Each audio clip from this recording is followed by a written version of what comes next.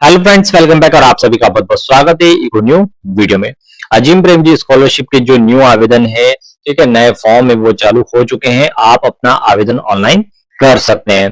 तो यहाँ पर सबसे पहले आपको आ जाना है अजीम प्रेमजी के ऑफिशियल वेबसाइट पर। यहाँ पर आने के बाद आपको दो ऑप्शन नजर आते हैं भाई, यहाँ पर रजिस्ट्रेशन का एक और एक लॉगिन का ऑप्शन। लॉगिन वाले में जो है भाई ऑलरेडी जिनका रजिस्ट्रेशन हो चुका है पहले, ठीक है, जिन्हें फॉर्म रिन्यू करना है वे यहाँ पर लॉगिन करें। और जिन्हें नया आवेदन करना है, जो इस साल फर्स्ट ईयर में है, जिन्होंने फर्स्ट ईयर में एडमिशन लिया है, वह न्यू रजिस्ट्रेशन पर क्लिक करें। यहाँ पर आपको कौन सी गलती नहीं करनी है, ठीक है, कौन कौन सी सावधानी बरतनी है, सारी यहाँ पर बताने वाला हूँ, ठीक है। तो आप वीडियो पूरा देखें भाई। तो सबसे पहले रजिस्ट्रेशन वाले ऑप्शन पर क्लिक करेंगे और यहाँ पर आप अपनी पात्रता चेक कर लें, इलिजिबिलिटी, ठीक है, कि आप इलिजिबल हैं या नहीं आवेदन के लिए। तो सबसे पहले यहाँ पर जेंडर चुनते हैं। तो यहाँ पर जैसे मेल चुना तो यहाँ पर लिखा हुआ आ जाता है कि ये केवल छात्राओं के लिए। तो ये मैंने हर वीडियो में बताया है, ठीक है। तो यहाँ पर सिर्फ जो गर्ल्स हैं वही आवेदन कर सकती है। अब यहाँ पर क्या आप 10th गवर्नमेंट स्कूल से पास हैं? अगर है तो यस करें, नहीं तो नो पर क्लिक करें, ठीक है। तो यहाँ पर पहले दे दिया गया है क्या आप शासकीय स्कूल से उत्तीर्ण है, और पहले भी जो पीडीएफ वगैरह थी जो, ठीक है, उसमें भी लिखा हुआ है कि भाई आप जो है 10th-12th गवर्नमेंट स्कूल से पास होना चाहिए। कॉलेज भले ही आपने प्राइवेट गवर्नमेंट किसी भी संस्था में एडमिशन लिया हो, बट आपका 10th-12th जो है गवर्नमेंट स्कूल से ही होना चाहिए, कंपलसरी, ठीक है। तो हम यहाँ पर यस करेंगे और यहाँ पर 12th में भी यस करेंगे, ठीक है। और इसके बाद आगे बढ़ते हैं यहाँ पर, ठीक है। तो यहाँ पर आप देखेंगे, इसके बाद यहाँ पर देखिए कि आप इनमें से किसी राज्य से अपनी कक्षा 10वीं-12वीं दोनों पूरी किए, जैसे कि अरुणाचल प्रदेश, असम, बिहार, छत्तीसगढ़, झारखंड, कर्नाटक, मध्य प्रदेश, मणिपुर, ठीक है। यहाँ पर ये राज्य लिखे हुए हैं। अगर इन राज्यों में से आपने 10th-12th किया है तो आप यस करें। तो हम यहाँ पर जो है यस करेंगे, ठीक है। अगर आप यहाँ पर नो करते हैं तो यहाँ पर लिखा आ जाएगा कि पात्र होने के लिए आपको इन राज्यों का होना जरूरी है। तो यहाँ पर आप यस करें अगर इन राज्य से आप हैं तो, ठीक है। इसके बाद यहाँ पर क्या आपने किसी भी सरकारी या निजी कॉलेज या विश्वविद्यालय में जो है अपना एडमिशन लिया है नियमित छात्र के रूप में, ठीक है, तो आपको यहाँ पर यस करना होगा। इसके बाद आप आगे बढ़े, ठीक है। तो यहाँ पर लिखा हुआ आ जाएगा कि हाँ भाई आप इसको इस स्कॉलरशिप के लिए पात्र हैं, और ओके पर आप क्लिक करें। फिर आप अपना मोबाइल नंबर यहाँ पर फिल करें और सेंड ओटीपी पर क्लिक करें। इसके बाद आपके मोबाइल पर एक ओटीपी आएगा, ठीक है। वो ओटीपी आपको यहाँ पर एंटर करना है और वेरीफाई पर क्लिक कर देना है। अब सबसे ऊपर यहाँ पर आप देखेंगे महत्वपूर्ण, ठीक है, इसमें अपना आवेदन जमा करने की अंतिम तिथि यहाँ पर, ठीक है, ये ब्लिंक कर रहा है 30 सितंबर 2025 है। तो 30 सितंबर के पहले आप अपना आवेदन यहाँ पर कर दें, ठीक है। ये ब्लिंक हो रहा है, यहाँ पर लिखा हुआ है लास्ट डेट, ठीक है। अब क्या यहाँ पर ओटीपी आ जाएगा, तो ओटीपी आप यहाँ पर वेरीफाई करें। इसके बाद यहाँ पर आप देखेंगे कि आपका जो मोबाइल नंबर है वो सफलतापूर्वक सत्यापित किया गया है, ठीक है। ओके पर क्लिक करें आप। अब यहाँ पर देखिए रजिस्ट्रेशन का ऑप्शन आ जाता है, पंजीकरण, ठीक है। तो यहाँ पर आपको कुछ डिटेल्स है जो कि फिल करना होगी, जैसे कि आपका पूरा नाम लिखना है 10th की मार्कशीट के अनुसार, ठीक है। आधार नंबर लिखना है आपको, कंफर्म आधार नंबर, ठीक है। क्लास चुनना है यहाँ पर, चूज क्लास, 12th पास स्टेट, ठीक है, कौन से स्टेट से आप हैं। तो जैसे कि आप मध्य प्रदेश से हैं तो मध्य प्रदेश ले लेंगे यहाँ पर। तो यहाँ पर हमने मध्य प्रदेश ले लिया है। इसके बाद यहाँ पर आपने जो 12th पास की है वो कौन से डिस्ट्रिक्ट से की है, ठीक है। तो हमारा जिला यहाँ पर सीहोर है, तो हम यहाँ पर सीहोर सिलेक्ट कर लेंगे, ठीक है। ये सीहोर ले लिया। अब यहाँ पर सेट पासवर्ड आ जाएगा, तो यहाँ पर आपको पासवर्ड बना लेना है, अपना नाम @123 इस तरह से, ठीक है। तो ये नॉर्मल सी डिटेल्स है जो कि आप यहाँ पर फिल करें और रजिस्टर पर क्लिक करें। इसके बाद सबमिट करने के बाद यहाँ पर बोलता है कि you will receive user name SMS for login, ठीक है। तो आपको SMS के माध्यम से जो है आपका यूजर आईडी पासवर्ड आपके पास आ जाएगा, ठीक है। आप अपने मोबाइल में चेक करें, ठीक है। पासवर्ड तो हमने वैसे बना लिया, बट यूजर नेम आपके जो मैसेज उसमें आ जाता है, ठीक है। तो ओके पर क्लिक करें आप। इसके बाद यहाँ पर आप देखेंगे लॉगिन वाले ऑप्शन पर हम आ जाते हैं, ठीक है। तो आप अपने यूजर नेम और जो पासवर्ड आपने बनाया है उससे आप यहाँ पर लॉगिन करें। अब यहाँ पर देखिए भाई लॉगिन जैसे हमने किया तो यहाँ पर बोलता है कंप्लीट योर बेसिक इन्फॉर्मेशन, ठीक है। तो प्रोसीड पर हम क्लिक करेंगे। तो यहाँ पर आपको कुछ डिटेल्स है, पर्सनल डिटेल्स जो कि आपको फिल करना होता है।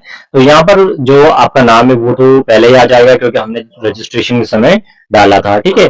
अब यहाँ पर जेंडर आपको चुनना है फिर से, तो हम यहाँ पर फीमेल चुन लेंगे, ठीक है। डेट ऑफ बर्थ, आपकी जो डेट ऑफ बर्थ है कंफर्म वही आप यहाँ पर फिल करें। आधार नंबर ऑलरेडी पहले से आ चुका है, ठीक है, जो कि हमने रजिस्ट्रेशन का समय दिया था। ईमेल के ऑप्शन में कोई ठीक है स्टार मार्क नहीं है, तो कंपलसरी भी नहीं है कि आप यहाँ पर फिल करें, ठीक है। इसके बाद यहाँ पर फादर्स मदर्स नेम या फिर ठीक गार्डियंस नेम आपको फिल करना है, ठीक है। तो आप अपने पिताजी का नाम यहाँ पर फिल कर दें, सबसे अच्छा, ठीक है।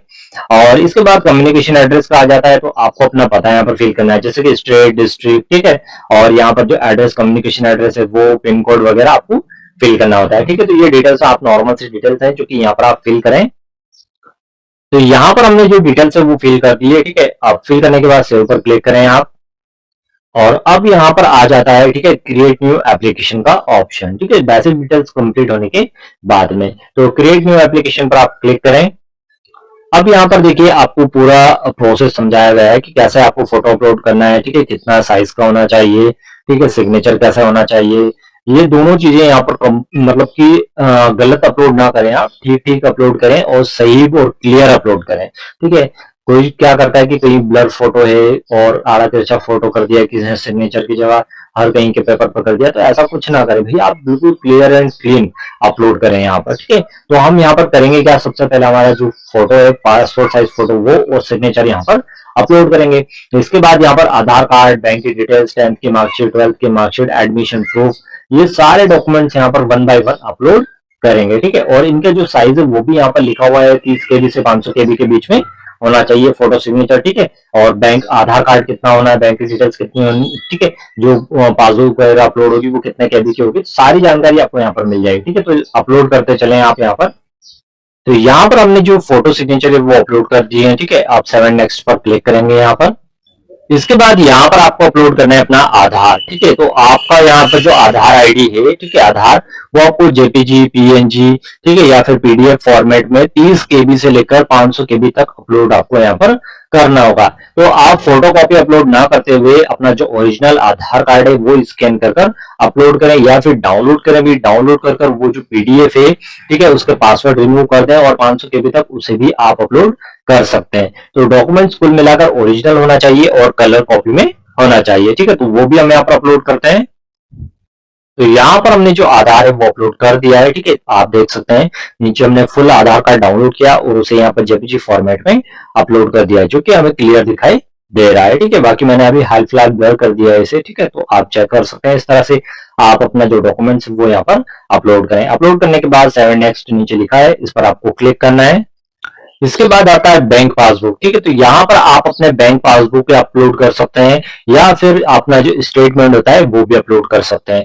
यहाँ पर आप देखेंगे एसबीआई का जो स्टेटमेंट है वो बताया गया है, तो नीचे तो स्टेटमेंट है, ऊपर आपकी बैंक की डिटेल्स है। इसलिए यहाँ पर पिछली बार भी काफी लोगों ने कमेंट किया था कि भाई स्टेटमेंट हम यहाँ पर अपलोड कर सकते हैं क्या सर। तो यहाँ पर आप जो है स्टेटमेंट भी अपलोड कर सकते हैं, ठीक है, पीएनजी, जेपीजी, पीडीएफ फॉर्मेट में।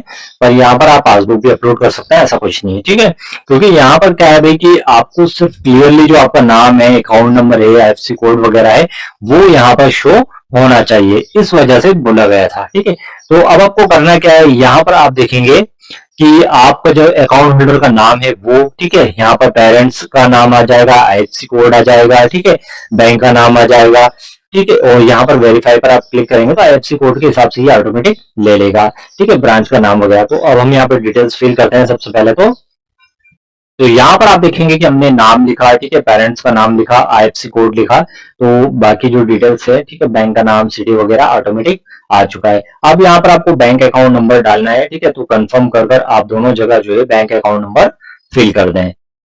तो यहाँ पर हमने बैंक अकाउंट नंबर डाल दिया है, ठीक है। अब बैंक डिटेल्स, तो यहाँ पर आप जो है upload clear your bank details, ठीक है, यानी कि बैंक की पासबुक या फिर आप अपना स्टेटमेंट भी कर सकते हैं, जिसका फ्रंट पेज आपको अपलोड करना होता है, जिसमें कि आपकी सारी डिटेल्स रहती है।